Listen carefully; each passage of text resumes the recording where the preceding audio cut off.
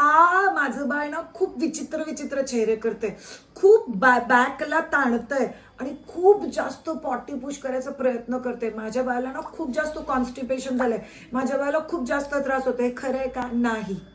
आपली पॉटी ज्या जागेतून बाहेर निघते त्याला म्हणतात स्पिंक्टर. तुमच्या बाळाचा तो स्पिंक्टर डेव्हलपच नाहीये. बाळाला खूप गॅसेस झाले. गॅसेस पास करताना पण बाळ पाठ कडक करणारे, पोट टाईट करणारे आणि असा धक्का मारायचा प्रयत्न करणार. आणि बाळाला अजून हेच कळत नाही की मी किती धक्का मारल्यानंतर पॉटी बाहेर निघणार.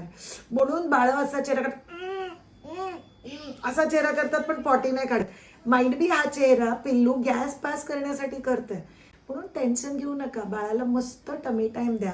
हार्ड सरफेसवरती बाळाला दररोज 4 ते 5 वेळा पोटावरती झोपवणं हे खूप जास्त महत्वाचं आहे. त्याने बाळाला नक्की बरं वाटेल. म्हणून माझं बाळ कणते आणि त्याला खूप त्रास होतोय असं काही नाही. तरी तुम्हाला वाटलं तर पोटाला कोमट तिळाचं तेल लावून थोडंसं पोट शेकून घ्या, बाळाला बरं वाटेल.